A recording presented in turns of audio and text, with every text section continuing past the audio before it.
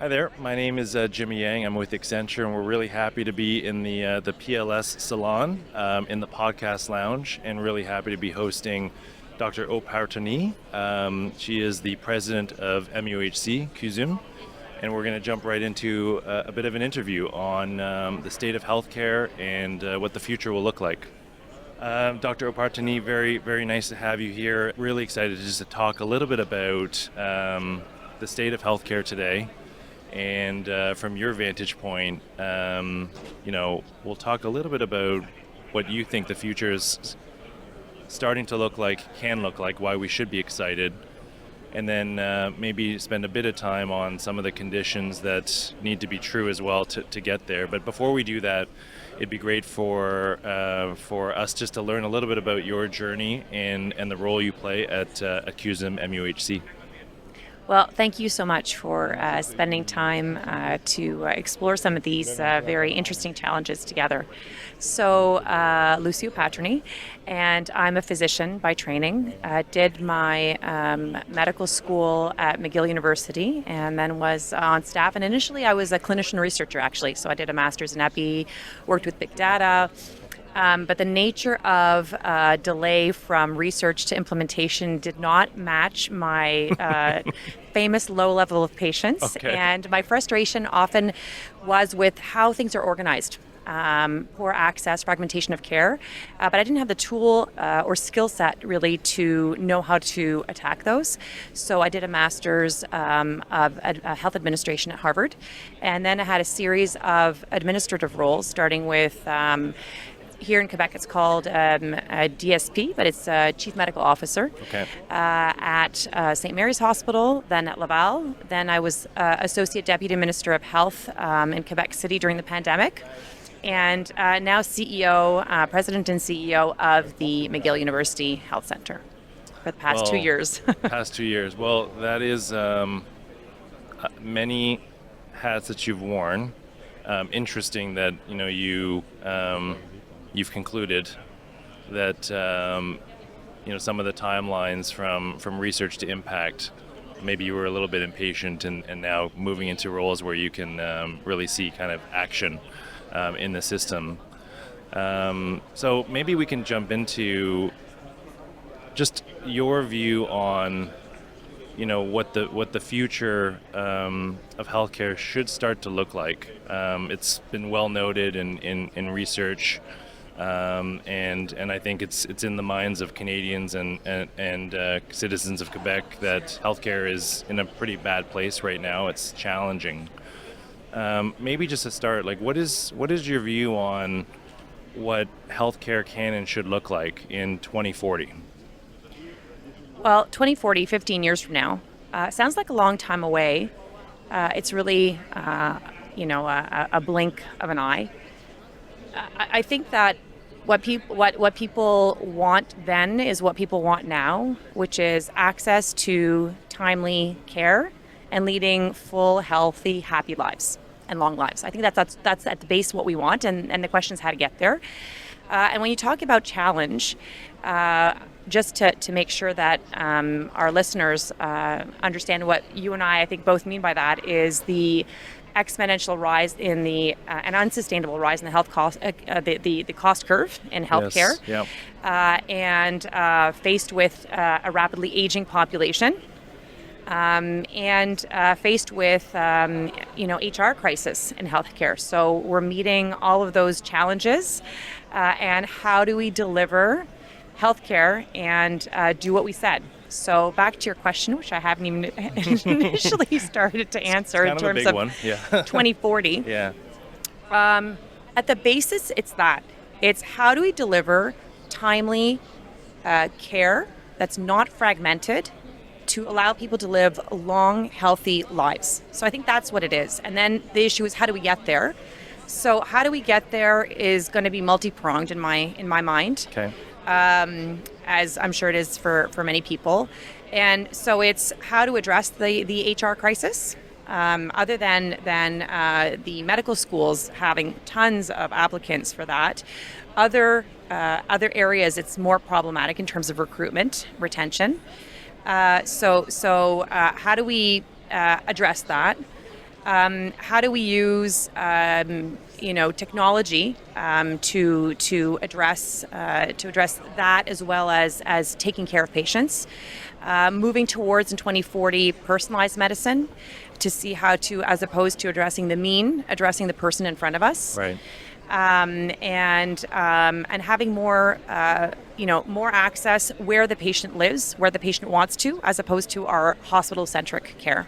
So those would be kind of the big elements of what I think we should aim for. And then the how, of course, is going to be, I guess we're going to be discussing a bit more. For sure. And I will say, I love how you're super focused on the person and the human. So really love that you want people to be happy and healthy, and sounds like also just a bit of choice. We've built a healthcare system that is, very centralized and institutional based, but I think some of what you've alluded to too also is how do we drive better access through different approaches and methodologies around places of care as well. The hat that you wear now puts you in a place where you're leading a large provider in a massive province, and there's so many things that are moving at such a high speed, and two of them come to mind.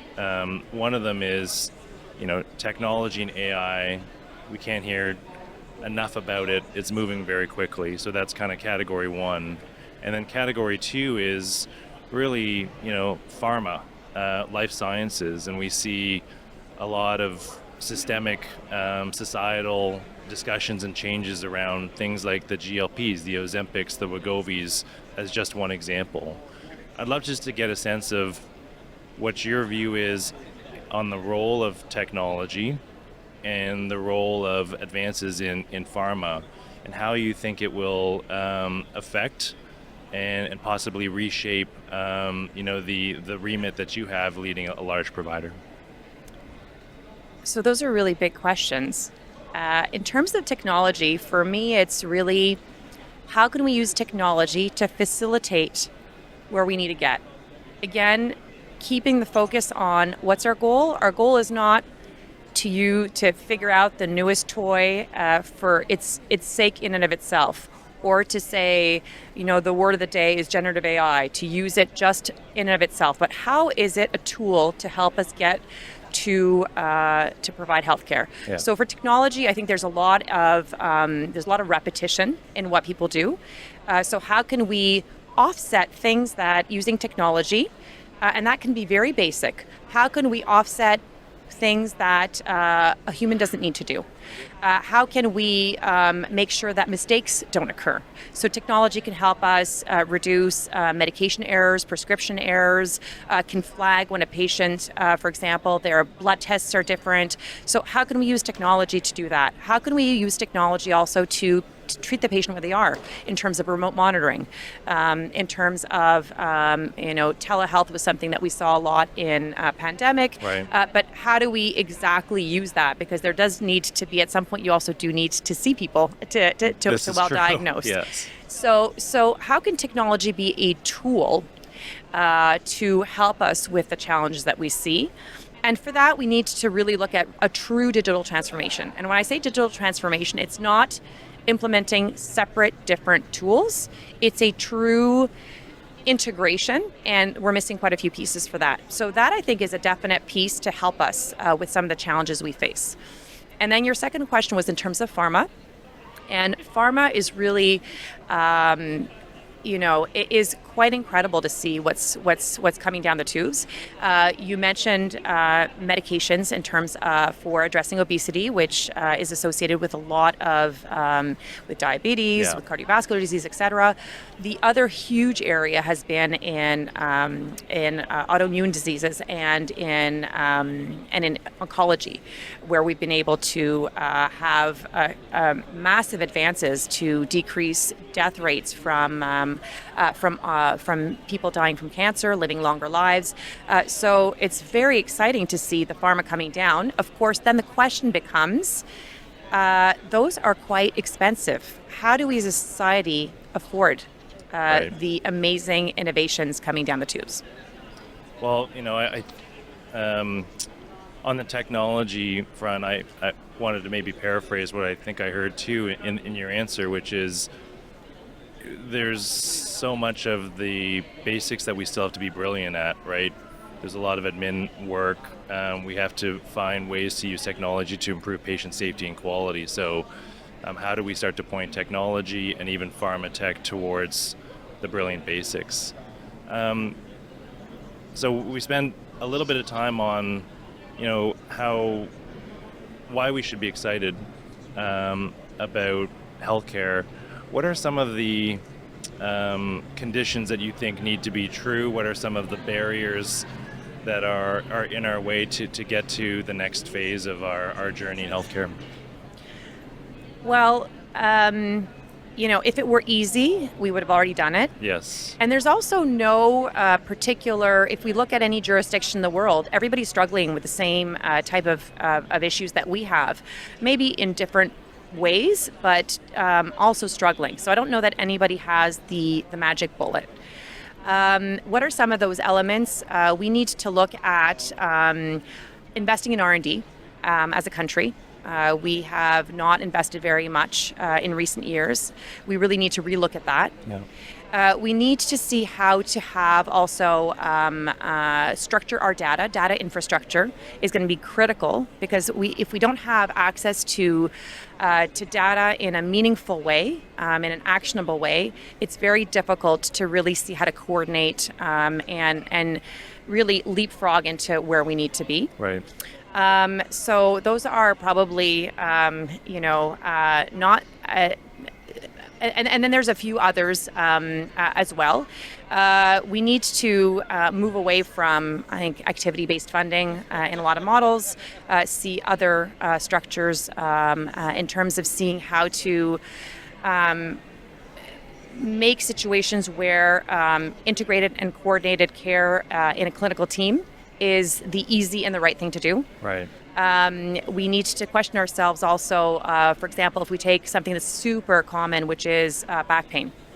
It is unusual and strange that the point of entry should be the bottleneck, which is a family doctor, as opposed to, for example, a physiotherapist or others. So can we look at what should be the entry points for patients and for first-line care that can be many different professionals. So how do we exactly bring that optic to change? Right. So that's another element.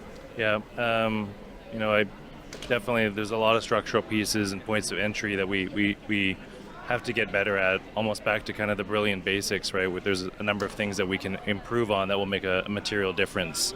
If I could just kind of switch gears with a couple rapid fire questions. Where do you, as a leader in our healthcare system, look for inspiration and ideas? So I find that one has to look locally and then outside oneself. So I do actually a lot of reading in looking at other countries, how they provide healthcare, but also other industries. I think we can learn we don't tend to learn from outside of healthcare. So that's also something that we should look at for inspiration. At the bottom line, though, as a leader, it's leading teams. So I do a lot of introspection and reading and discussing with people in terms of how do we create high-performance, empowered teams. And those are teams that want to and that can deliver good healthcare to our patients. That's great. Well, I think we're at time, so I wanted to say thank you for your time and your insight. And we were looking forward to a very good PLS conference ahead of us. Thank you so much. Thank you.